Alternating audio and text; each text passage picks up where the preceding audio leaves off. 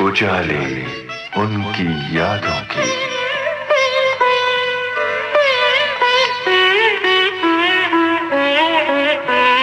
उजाले उनकी यादों की।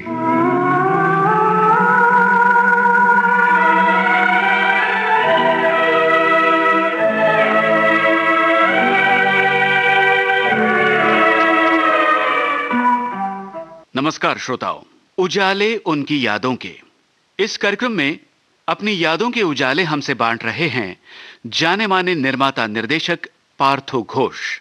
आपसे बातचीत की है रेणु चतुर्वेदी ने।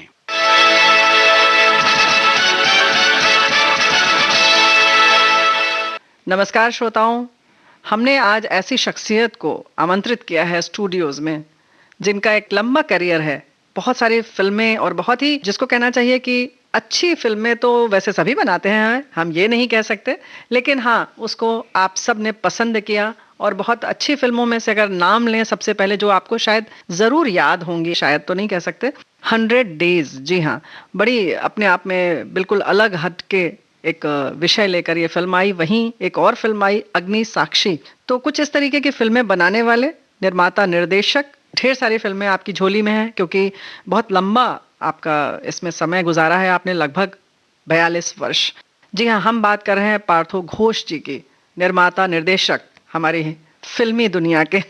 जी, कार्यक्रम में आपका स्वागत है पार्थो जी। Thank you. नमस्कार। नमस्कार। हमने जैसे अभी बताया अपने श्रोताओं को 42 वर्ष, तो ये तो 2021 में हम आपकी रिकॉर्डिंग कर रहे हैं, अपने श्रोताओं को बता दें।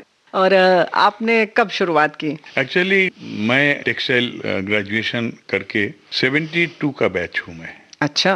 तो 72 का बैच हूँ, तो मेरा कॉलेज टाइम पे ही मुझे डायरेक्शन का एक शौक क्रिएट हो गया था। अच्छा। इसके लिए शौक क्रिएट हुआ था क्योंकि कॉलेज में हम ड्रामा करते थे, तो उसमें मैं डायरेक्टर भी था, एक्टर भी था। और फिर वहाँ पे जो मैगजीन निकलते थे, बहुत कॉलेज में ही निकलता है, हम लोग पत्रिकाएं निकलते हैं जी, उसका भी हम एडिटर थे और कुछ आर्टिकल या स्टोरी या कविताएं मेरा छापा करता था। तो एक इंटरेस्ट क्रिएट हो चुका था जी। तो हमने जब फाइनल ईयर देके घर में आए, क्योंकि बोर्डिंग में था मैं। अच्छा। ये है हमारे वेस्ट बंगाल का बहरमपुर। अच्छा। जो मुर्शिदाबाद काफी फेमस नाम है। मुर्शिदाबाद जी, जी। तो उसी का पास है ये बहरमपुर, बहरामपुर ना? गंगा, इसका गंगा का किनारा है, किनारे में। जी जी। हमारे हॉस्टल थे। अच्छा। तो हाँ, उस समय तो बहुत सुंदर था। अभी बहुत साल मुझे मालूम नहीं क्या हुआ है डेवलपमेंट। एनीहाउ, तो घर में आए क्योंकि रिजल्ट आने में करीब करीब 5-6 महीना तो लग ही जाता था।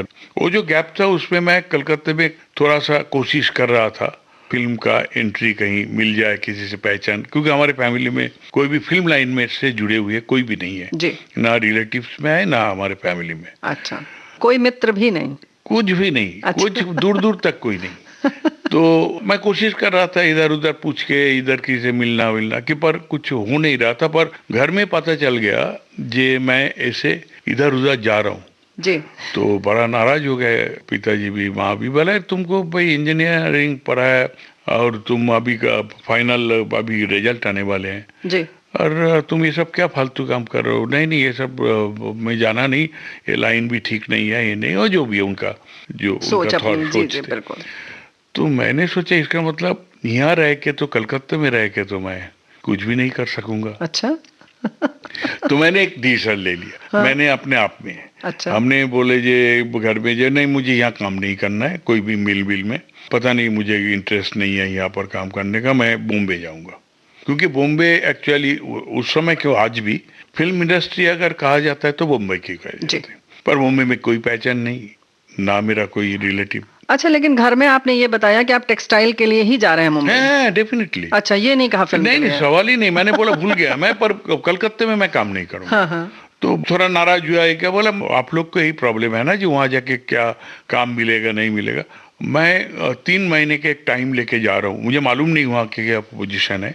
तो 3 महीने के अंदर अगर पैसे का जरूरत हो तो आपका सपोर्ट चाहिए, और उसका पहले ही अगर मुझे नौकरी मिल जाए तो वो भी सपोर्ट नहीं चाहिए। कैसे भी करके राजी करा लिया मैंने। और फाइनली जो रिजल्ट आया मेरे हाथ में, मैंने पास ही था, तो मैं बॉम्बे मेल करीब करीब 1 हफ्ते के अंदर बॉम्बे मेल में चढ़ गया, एक सूटकेस लेके। अच्छा। अनजान शहर, अनजान लोग, कोई पहचान नहीं। सिर्फ पहचान में ये था जे हमारे जो सीनियर स्टूडेंट्स था जी। तो कहीं ढूंढ ढांड के पता चले कुछ लोग मुंबई में काम कर रहे हैं। अच्छा। तो कहीं से एक नंबर मुझे मिल गया था, ये एक लैंडलाइन का नंबर। उस समय उतना मोबाइल नहीं था, बिल्कुल मोबाइल कुछ नहीं थे, तो लैंडलाइन के एक नंबर जो यहाँ पर शायद वो लोग रहते हैं जी, तो वही नंबर लेके आए थे। मतलब आपको नहीं लगता ये फिल्मी जैसी कहानी है कि कहानी पिक्चर जैसी? एक्चुअली क्या है, मैं अगर मेरे कहानी मैंने पूरा ही बोलते जाऊं हाँ। तो आपको लगेगा एक फिल्म ही है। अच्छा। हाँ, मतलब वेरिएशन है, हाँ। इतना ट्विस्ट है। तो कौन सी फिल्म आपने अपने ऊपर बनाया? मैंने कुछ कोई? नहीं बनाया, पर इतना जरूर है जे मेरे जो एक्सपीरियंस जिंदगी में था वो जी। कुछ ना कुछ आ ही जाता है। अच्छा। बस इतना ही है। पर मुझे ऐसे लग रहा है हाँ इस स्टेज में आके जी। जे मैं एक अपने ऊपर एक किताब लिखना चाहिए, क्योंकि मेरे एक बड़ा स्ट्रगल पीरियड था और बड़ा यहाँ पर, क्योंकि कोई पहचान नहीं था ना यहाँ जी पर। बिल्कुल बिल्कुल। जो स्क्रीन प्ले हम लोग बनाते हैं जी जी वो तो हम बनाते हैं, जी। पर ऊपर कहीं अगर कोई है, somebody is there, मुझे मालूम नहीं, कोई मैंने उनसे मिला भी नहीं ना कहीं। हाँ। मैं उतना कुछ मानता नहीं, बोलना गलत होगा, नहीं भी मानता बोलना भी गलत होगा। लेकिन नचा रहा है हमें, ठीक है, ओके, मानते भी है नहीं भी मानते हैं। कहानी लिख रहा है हमारी। पर ऊपर का कहानी जो बनता है उसका बारे में हमें कुछ मालूम नहीं। बिल्कुल। और ऐसे घटनाएं मेरे साथ ऐसे ऐसे हुआ है जो नेचुरली, इसके लिए मैं चाहता हूँ जे इसके ऊपर कुछ लोग जाने।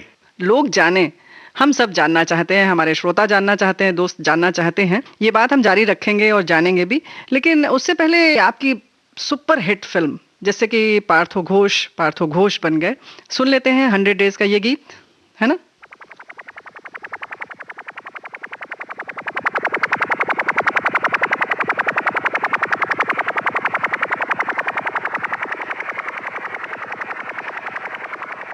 सुंदरिया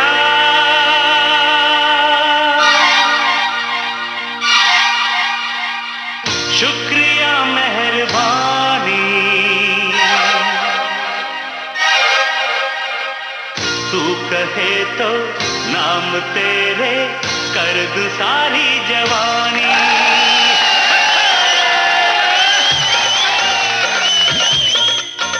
अरे सुंदरिया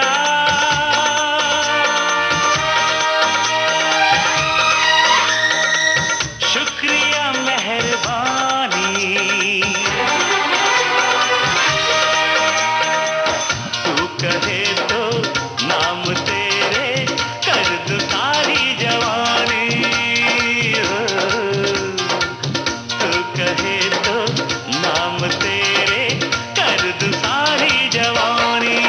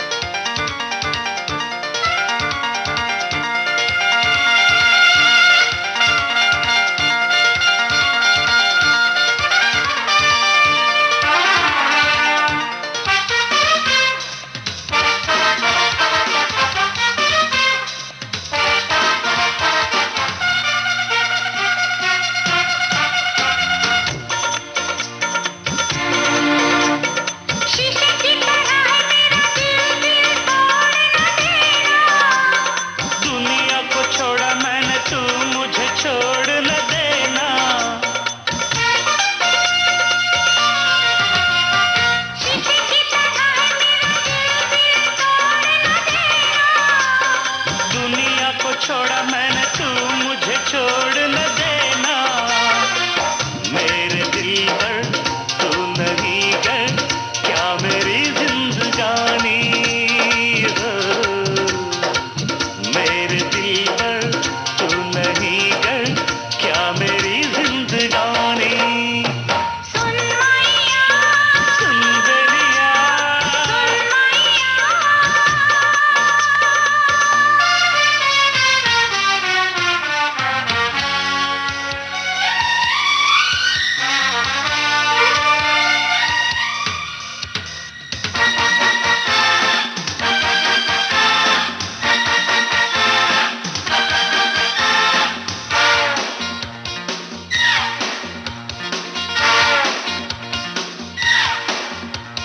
शाम सवेरे मेरे होठों पे है तेरा ही तराना। मैं हूँ दीवानी, मेरा दिल भी है तेरा ही दीवाना। हो शाम सवेरे मेरे होठों पे है तेरा ही तराना। मैं हूँ दीवानी, मेरा दिल भी है तेरा ही दीवाना। जो किसी ने दी नहीं हो, दे मुझे वो निशानी हो।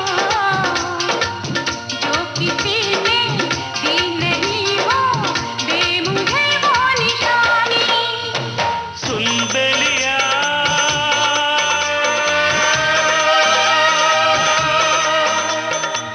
शुक्रिया मेहरबानी। तू कहे तो नाम तेरे कर दूं सारी जवानी हो। तू कहे तो नाम तेरे कर दूं सारी जवानी। सुन मैया,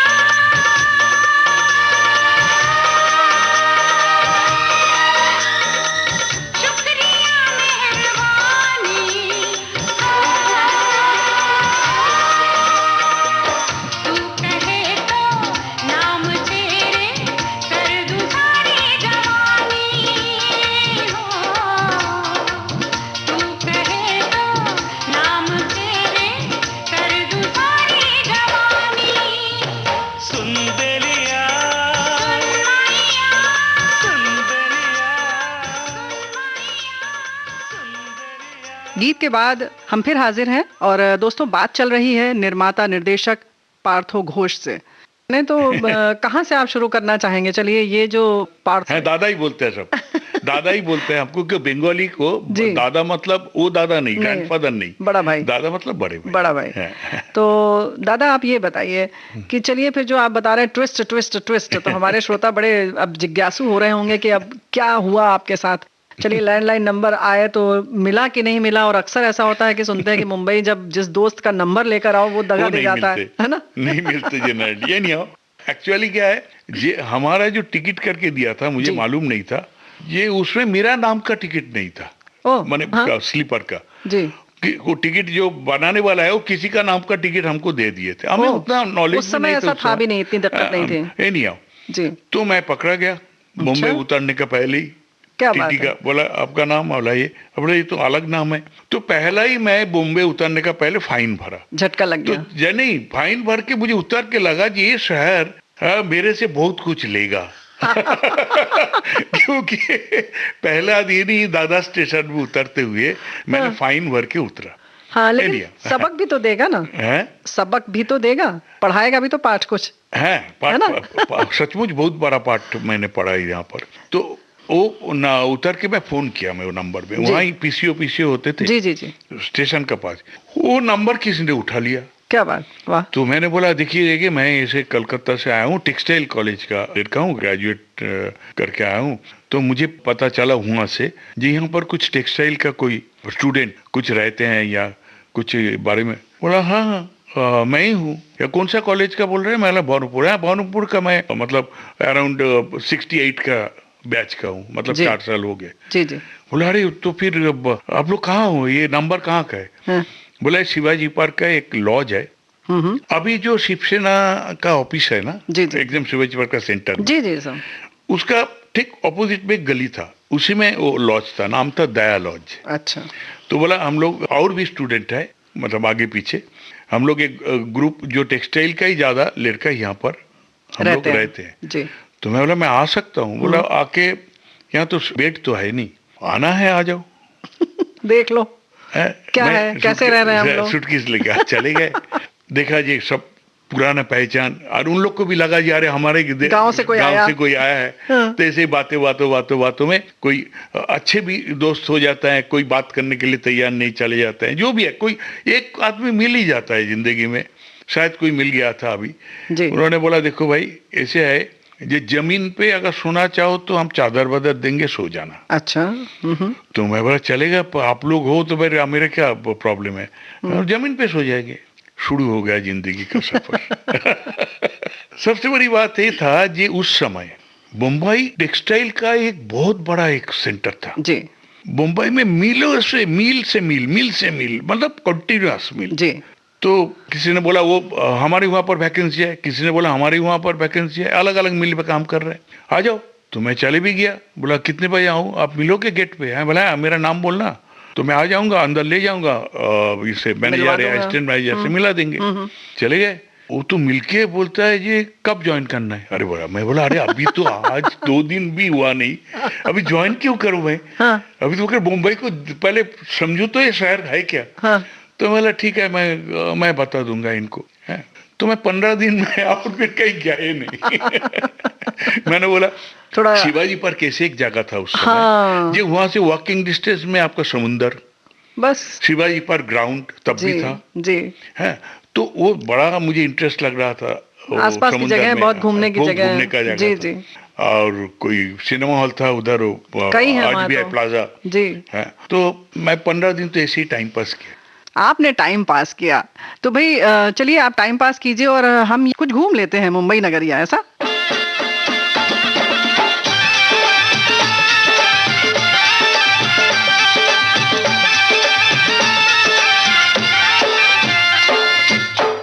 जय हो राधे श्याम की, जय हो सिया राम की, और जय हो बंबई धाम की।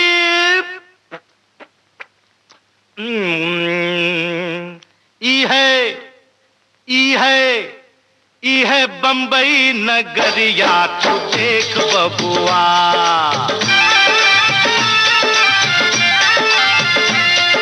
बंबई नगरिया तू देख बबुआ, सोने चांदी की डगरिया तू देख बबुआ।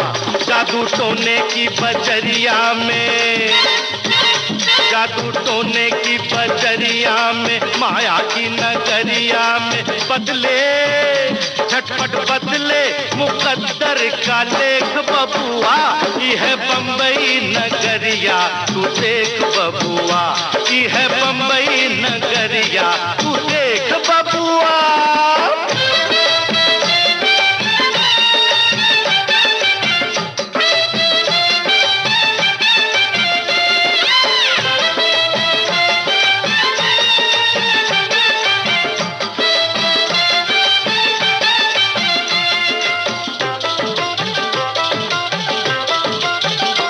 देखो दूर दूर से, वो देखो दूर दूर से लोग दूर दूर से यहाँ आते हैं गाँव लगाने, यहाँ आते हैं गाँव लगाने। देश गाँव छोड़ के प्रीत प्यार तोड़ के सोया सोया नसीबा जगाने, सोया सोया नसीबा जगाने। अरे अपना क्या होगा, अरे अपना क्या होगा, होगा तो होगा पासा हमने दिया है एक बबुआ। ये है बंबई नगरिया तू देख बबुआ, ये है बंबई नगरिया तू देख बबुआ।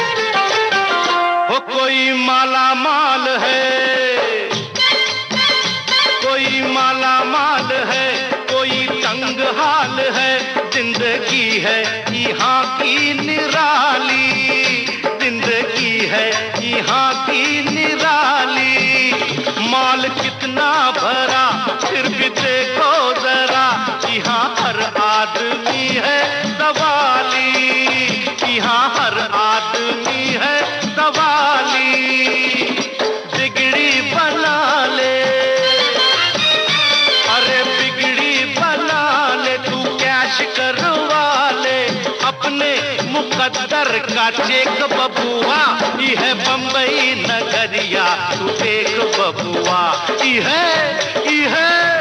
है बम्बई नगरिया तू देख बबुआ।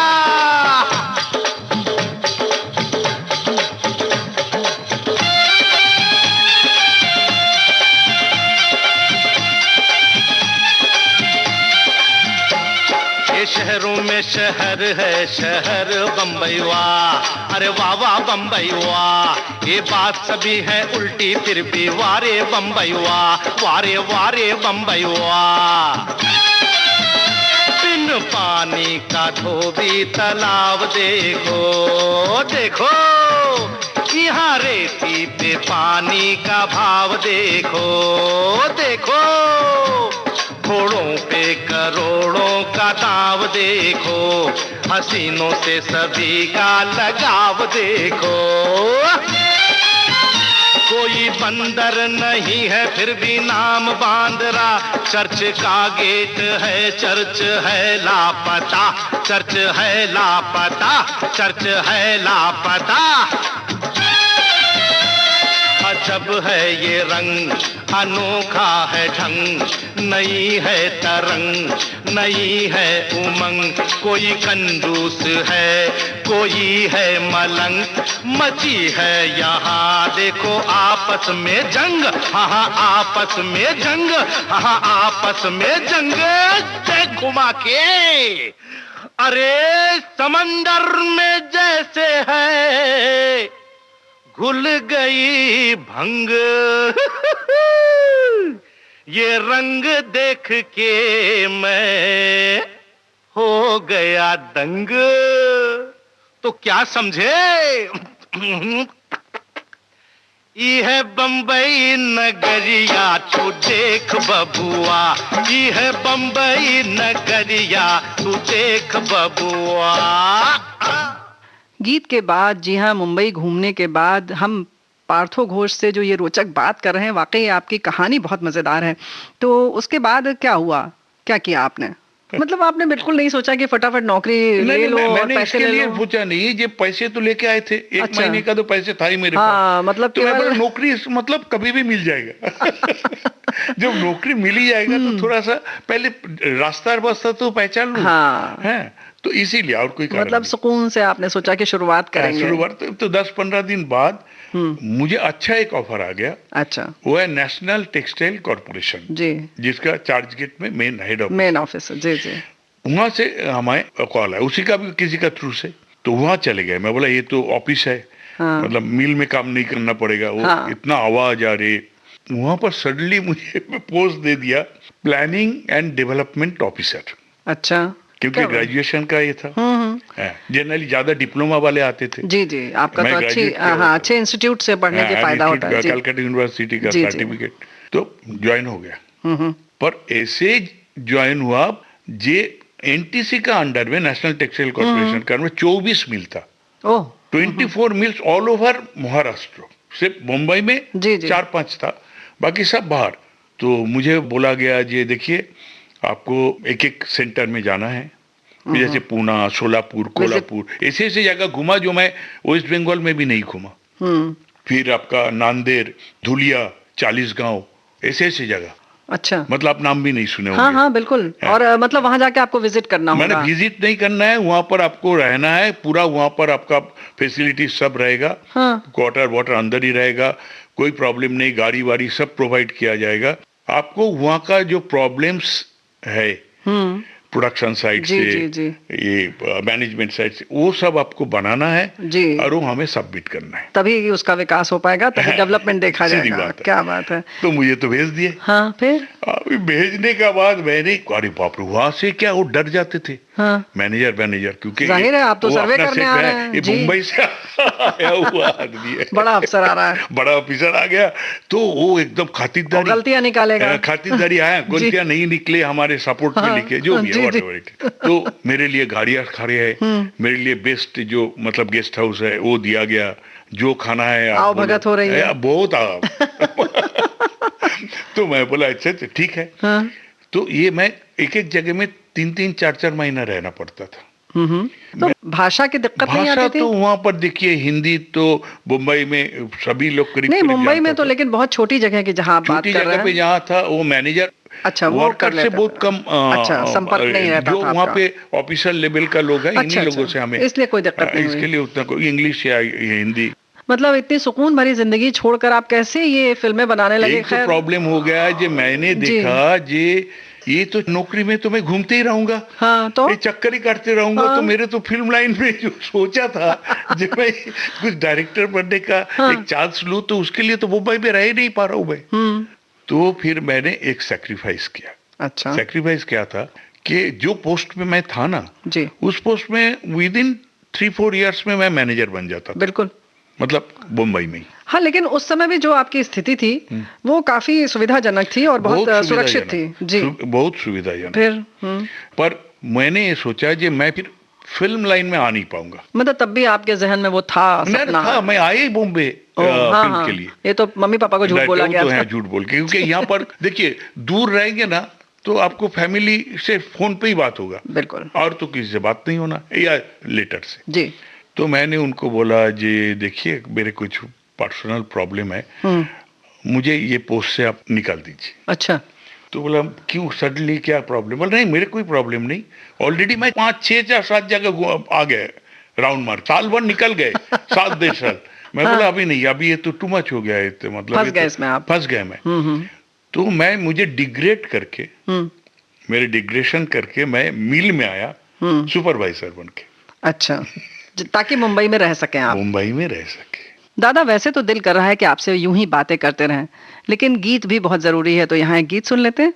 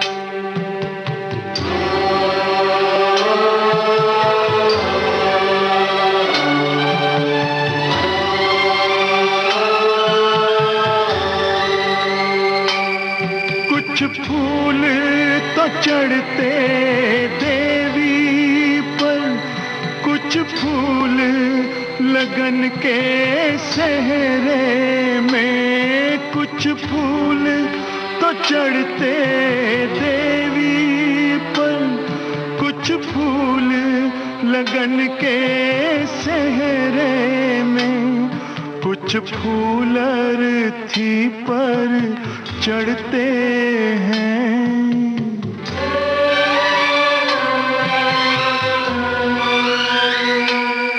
कुछ फूल अर्थी पर चढ़ते हैं, ये उनका मुकद्दर होता है, ये उनका मुकद्दर होता है।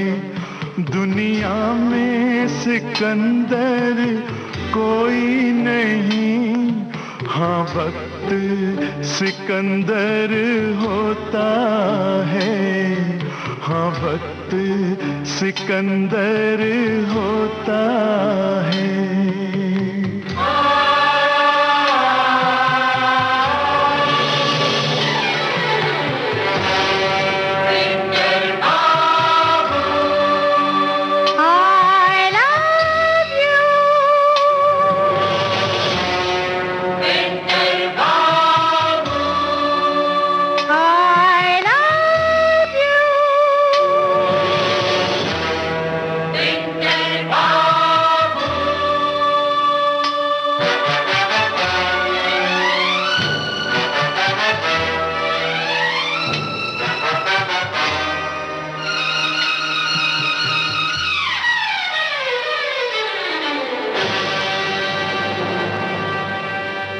उजाले उनकी यादों के।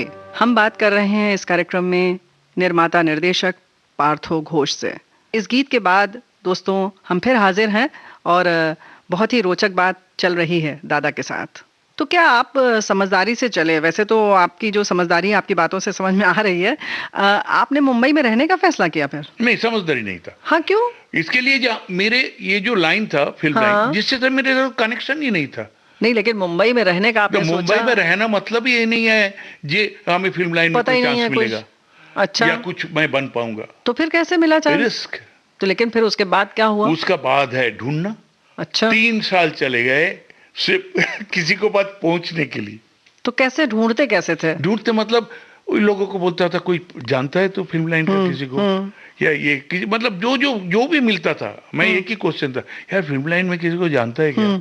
बोला हम लोग कैसे जाएंगे, हमारा टेक्सटाइल लाइन है यार, हमको तो नहीं अच्छा, होता ये था। बताइए आप उस समय करना क्या चाहते थे फिल्म लाइन में किसी को जानकर?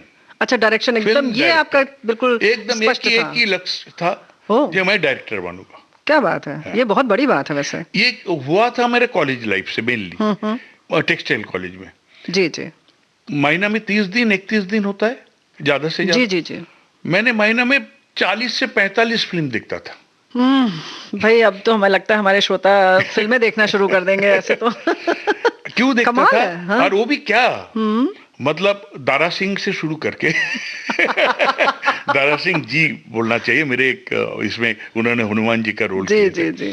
दारा सिंह जी से शुरू करके हाँ, मतलब एकदम क्लासिक नेशनल अरे अवार्ड अब आप 40 देखेंगे तो फिर सभी देखना पड़ेगा सभी आपको, देखता है, है ना? इसीलिए हाँ। मतलब ऑल टाइप्स ऑफ फिल्म, मतलब जो खराब के खराब, जी, मिडिल, अच्छे, सब। मतलब इसके लिए देखते हैं जी क्या फिल्म लाइन हाँ। कैसे बनता है उसको। बात बिल्कुल सही है। कुछ समझ नहीं था मुझे, कि टेक्निकल साइड समझ नहीं था। जी। मुझे लगता था कि इतना कैमरा से किया होगा, कैसे जोड़ा होगा सीन, मतलब मैं अच्छा, ये अपना आप सोचते थे ये बात वहाँ अपना पर? इमेजिनेशन चलते रहता था। अच्छा, ऐसे आप सोचते थे कि कितने कैमरे से होगा, कैसे जोड़ा कैसे होगा? ये जोड़ा होगा, क्या होगा, क्या मतलब, क्योंकि टेक्निकली टोटल ब्लैंक था।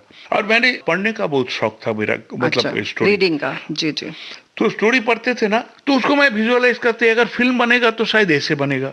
ओह, ये मेरा तैयारी चल रहा था अंदर अंदर कोई अंदर। बाहर इसमें रिएक्शन या कुछ भी एप्लीकेशन नहीं था। एनीहाउ, बॉम्बे में 3 साल तो ऐसे ही चले गए। फिर एक किसी का थ्रू से पता चला जी बासु भट्टाचार्य, अरे बाप रे, वो नाम ही ऐसे बड़ा बहुत था। बड़ा, जी। 3 नेशनल अवार्ड विनर, जी। क्या क्या पिक्चर है उनका इसमें। और वो मेरे लिए तो मतलब बहुत बड़े आदमी, बहुत बड़ी चीज, और सचमुच बड़े पहुंच थे। से बहुत दूर। जी जी। तो उनका एक नेफ्यू किसी का पहचान में है। मतलब दोस्त के दोस्त के दोस्त के दोस्त दोस्त। ऐसे। अच्छा ऐसा। अरे जी। मैं बोला यार कैसे उनसे कैसे मिला दे, वो मिल जाए मतलब मुझे लगेगा ये स्वर्ग मिल गया मुझे, सपना पूरा।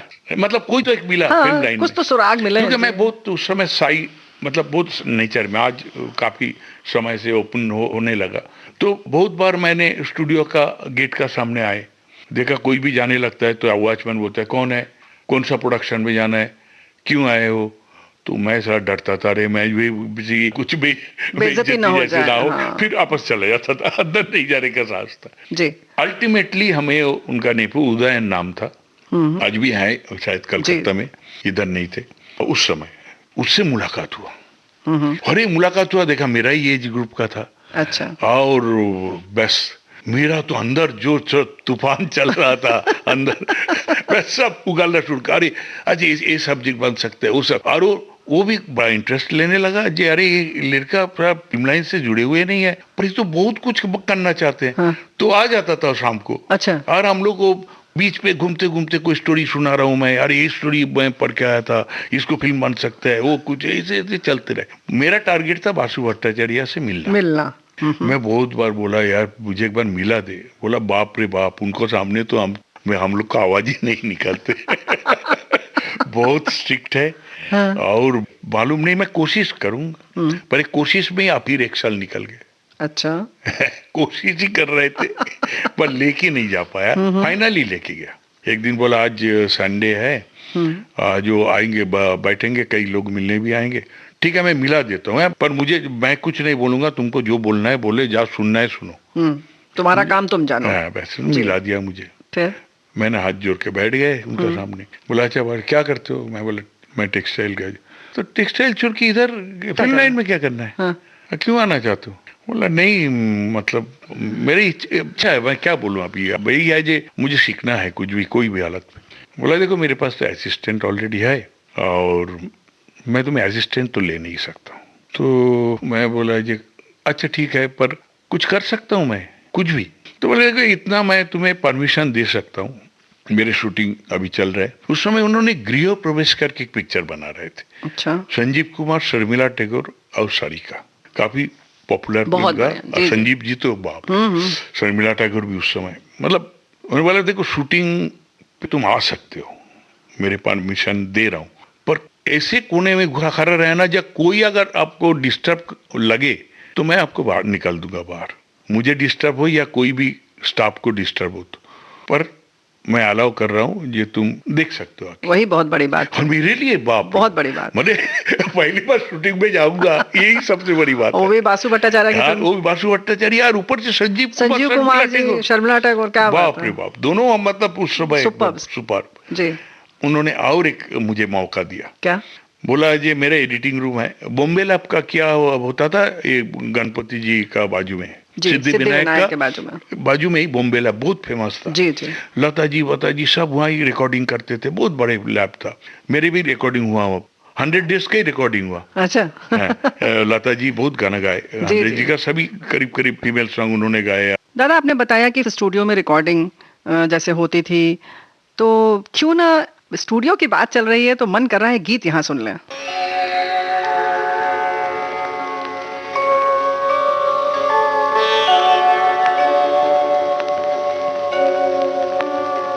मचल के जब भी आंखों से छलक जाते हैं दो आंसू, मचल के जब भी आंखों से छलक जाते हैं दो आंसू, सुना है आबशारों को बड़ी तकलीफ होती है, मचल के जब भी आंखों से छलक जाते हैं दो आंसू, मचल के जब भी आंखों से।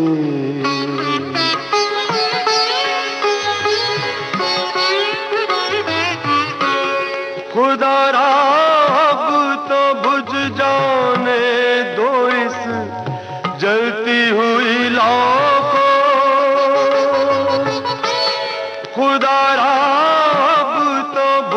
जाने दो इस जलती हुई लौ को, चरागों से मज़ारों को बड़ी तकलीफ होती है, चरागों से मज़ारों को बड़ी तकलीफ होती है।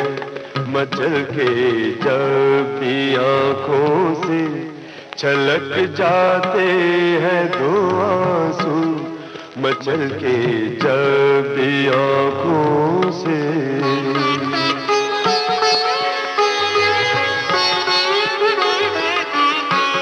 कहूँ क्या वो बड़ी मौसूमियत से पूछ बैठे हैं, कहूँ क्या वो बड़ी मौसूमियत से पूछ बैठे हैं, क्या सचमुच दिल के मारों को बड़ी तकलीफ होती है, क्या सचमुच दिल के मारों को बड़ी तकलीफ होती है। मचल के जब भी आँखों से छलक जाते हैं दो आंसू, मचल के जब भी आँखों से।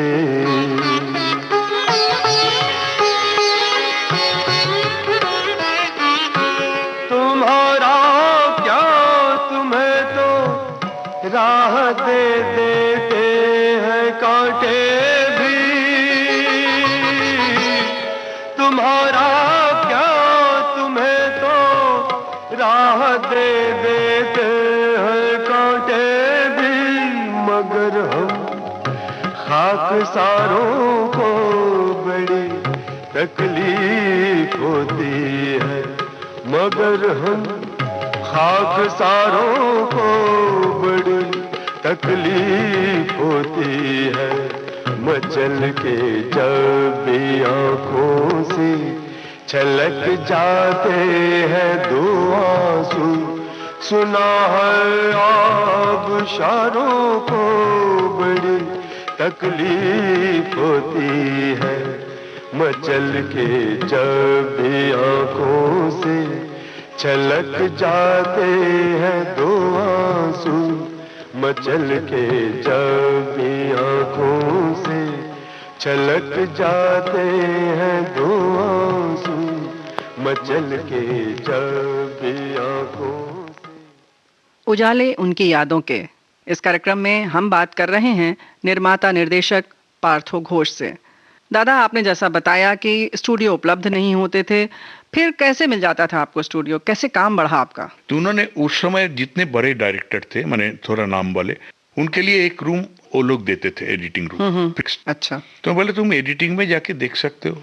मेरे तो मतलब एशिया हो गया जी, मैंने चांद मिल गया मेरे हाथों में।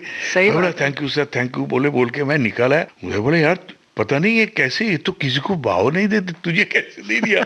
मैं बोला यार वो तो मेरा नसीब ही होगा। बिल्कुल। उनका स्क्रीन प्ले चल रहा है अभी। हाँ, ऊपर वाले का स्क्रीन मेरा प्ले चल रहा था था। नहीं। बिल्कुल। क्योंकि बासु भट्टाचार्य बहुत स्ट्रिक्ट, बहुत स्ट्रिक्ट, जी जी जी। बहुत, मतलब वो किसी को साथ बात करते ही नहीं थे, पता नहीं क्यों लगा उनको। शूटिंग देखते थे, एडिटिंग में भाग के जाता था, वही रील आता था, मतलब शूटिंग किया हुआ जी। और तब पता चला अरे ये तो यहाँ पर जोड़ के सीन बना रहे। अच्छा। कैमरा तो एक ही यूज हुआ, पर वो टुकड़े जोड़ के एक सीन को वो निकल, तो वो जो कंफ्यूजन था ना वो स्पष्ट बिगिनिंग हो का, गया, हाँ। वो फट से निकल गया एकदम माइंड से। बोला अच्छा ये इसके लिए हमको एक सीन को ऐसे दिखाई देता है, ये तो जोड़ना है। हमको अगर एक क्लोजअप में कोई डायलॉग बोले उन्होंने अलग से लिए होंगे, और क्लोजअप में इसको जोड़ के एडिटिंग में जोड़ रहे हो जी, जोड़ के वो सीन बना रहे। अरे मैं बोले रे तो चलो ये मतलब 2-4-5 कैमरा यूज करके काट के और फिर चिपका देते ना, काट के चिपका देते उस समय फिल्म, क्योंकि नेगेटिव होता था, पॉजिटिव होके आता था। प्रोसेस में समझने आने लगा, टेक्निकल दिमाग था क्योंकि इंजीनियरिंग पढ़ा हुआ था तो मैं वो जोड़ने लगा मैथमेटिक्स। मतलब कपड़े की जगह आप फिल्म में जोड़ने लगे। फिल्म में जोड़ना शुरू हो गया। और ऐसे था जे मैं नाइट शिफ्ट लेने लगा, वो भी एक सैक्रिफाइस। अच्छा, अपनी नौकरी में हमारे जो शिफ्ट का बात कर रहा था मैं, 8 घंटे का, सुबह 7 बजे के शिफ्ट होता था, है, फिर 2 बजे का, फिर 8 घंटे मतलब करीब जी। 10 साढ़े 10 बजे, फिर 11 बजे से फिर रात सुबह 6 बजे तक, ऐसे करके। तो मैं नाइट शिफ्ट लेता था, रिक्वेस्ट करके सबको, जो मुझे नाइट शिफ्ट दे दे बाबा। नाइट शिफ्ट में क्या होता था कि सोने का मिलता नहीं था, बिल्कुल नहीं। ऐसे टेबल होता था, इससे छोटा ही। जी। तो कभी वो रिसेस टाइम में टेबल के ऊपर सो गए। मैंने बरसों बिस्तर में सोया नहीं। ओहो हो। अरे फैक्ट है ये, मतलब कोई बड़ा के नहीं बोल रहा हूँ, क्योंकि जैसे ही छूटता था वहां पर ही हाथ मुंह धो लेता था, सब रख दिया था मैंने वहां पर। वहां से सीधा बॉम्बे में आता। मतलब शूटिंग देखी, उसके बाद एडिटिंग देखने Editing, गए, वहां से और मेरे- उसके बाद भाग के नौकरी। नौकरी तो चालू है, बड़े सर्वाइवल नहीं ना। बम्बई में उस समय मेरे जितने मैं लोगों को देखा असिस्टेंट में, डायरेक्शन में, जी। कुछ साल बाद वो लोग दिखाई नहीं दिया, क्योंकि उनको पास सर्वाइवल के लिए कुछ नहीं था। नहीं था, क्योंकि फिल्म लाइन में उस समय पैसे मिलता ही नहीं था, मतलब असिस्टेंट लोग जी जी जी। वो सिर्फ सीखते थे, एक तरह से कहिए। सीखते थे, पर क्या सीख के क्या होगा? मौका तो मिलना चाहिए। कितने दिन आप सीखोगे? कितने दिन आप घर का पैसे जलाओगे? ओह। सब चले गए, कहाँ चले गए मालूम पता नहीं। अच्छा ही नहीं। वहां पर तनवीर अहमद करके पुणे इंस्टीट्यूट से एक लड़का आया था, वो भी हमारा ही उम्र की, और वो वासुदा का एडिटर बन गया था, क्योंकि वो सीख के आया था। वासुदा ने बोला तू मेरा एडिटर। FTII से पढ़ के आए थे। हाँ, FTII तनवीर से, अहमद पुणे जी। से, हाँ, तनवीर अहमद। जी जी। बाद में वो डायरेक्टर बना, पर कोई भी कारण से 2 फिल्में बनाए थे, नहीं चला होगा, या जो अभी फिलहाल मुझे मालूम नहीं जी। क्या है। तो तनवीर से दोस्ती हो गया। मैं सुबह 7 साढ़े 7 बजे आ जाता था बॉम्बे लैब में, वो भी जल्दी आता था, तो मेरे पास पैसे होता था, तो मैं चल यार कैंटीन में पहले तुझे नाश्ता वास्ता कराता हूँ। मतलब वो रिश्वत देता था, मतलब ये नहीं, नाश्ता, अच्छा नाश्ता थोड़ा करा देता नजदीकी था। बनाने के लिए, उससे नजदीकी अपना के बनाने के प्यार लिए मोहब्बत बढ़े और प्यार। थोड़ा कुछ सीखने को हाँ, मिले। सीखने ये बस। वो हाँ, स्वार्थ था फिर बस। उसने बोलता सिखाता था। मैं बोला अरे ये तू जोड़ रहा है, क्यों जोड़ रहा है, ये क्यों कर रहा है? बोले देख ये सीन शूट हुआ ना, यहाँ पर एक कंपोजिट शॉट है। कंपोजिट मतलब समझता है? दोनों अगर सामने सामने खड़ा है तो इसको कंपोजिट बोलते। वो सब सिखाता था मुझे, और मुझे जो कॉन्फ्यूजन था वो धीरे धीरे साफ होता चला गया, साफ क्लियर होते होता गए, चला क्लियर गया, होते गए। स्पष्ट हो गया आपको। हाँ, फिर बोले देख ओवर शोल्डर बोलते हैं। ओवर शोल्डर मतलब क्या है? मतलब हम दोनों इधर बैठे हैं ना, तो अगर पीछे कैमरा होगा तो इसका ओवर शोल्डर हो गया ना। कंधे के पीछे से जो हाँ, शॉट तो है ये वो ओवर शोल्डर हो गया, जी, सामने वाले का फिर मेन Frontal आ गया। है, और ये बैक में है, तो ये ओवर शोल्डर शॉट हो गया। जी। तो ऐसे ऐसे करके सब दिखाता था, जोड़ के बोला, ही देख ये भी सीन बन गया नहीं। अच्छा दादा, ये अच्छी बात हुई आपके साथ कि आपको एक बहुत, जैसे आप अच्छे संस्थान से पढ़कर गए थे, वैसे ही तनवीर जी भी एक अच्छे संस्थान से बहुत पढ़कर आए है, थे, बहुत तो talented आपको सीखने को मिला। अच्छा। नहीं यार, उसने मुझे और बताने की बात, मदद करते हाँ, थे। नहीं तो चाहते तो नहीं बताते। नहीं बताते थे जी। क्यों मैं उनको खाना सब इम्पोर्टेंट चीज लाइफ में मैं देखा, तो उसको नाश्ता कराता था। फिर लंच होता था। मैं बोला लंच में क्या खाएगा तू? चिकन विकन खाएगा? खाता है? मैं खिलाता हूँ। चिकन खाएगा, क्योंकि पैसे मेरे पास था। जी, बहुत बड़ी सबसे बड़ी बात है। बात था, क्योंकि मैं नौकरी कर रहा था। श्रोताओं, ये बहुत बड़ी बात है। इस बात के लिए समझ जो हम खास तौर से इस समय यहाँ ऐसे बताना चाह रहे हैं कि बहुत सारे बच्चे आते हैं, लेकिन अपने जो अर्थव्यवस्था है, जो आर्थिक स्थिति है, उसके बारे में नहीं रखते, बैकअप नहीं रखते। सर्वाइवल बहुत आपका important तभी संभव है जब आप इस तरह से थोड़ी समझदारी से चलें, जो आपने समझदारी दिखाई। नहीं, वो तो मेरे क्योंकि ग्रेजुएशन था बोल के, नहीं तो मैं भी भाग के चला जाता। जी जी। उजाले उनकी यादों के निर्माता निर्देशक पार्थो घोष से हम बात कर रहे हैं। बातें बहुत रोचक हैं, बहुत ही मजेदार हैं, वाकई अपने आप में एक कहानी है आपकी सारी जो भी बातें हैं। रुकने का दिल नहीं है, लेकिन ये कड़ी हम यहीं समाप्त करेंगे। और दोस्तों, बातें जारी रहेंगी अगली कड़ी में। जरूर सुनिएगा उजाले उनकी यादों के निर्माता निर्देशक पार्थो घोष से बातचीत।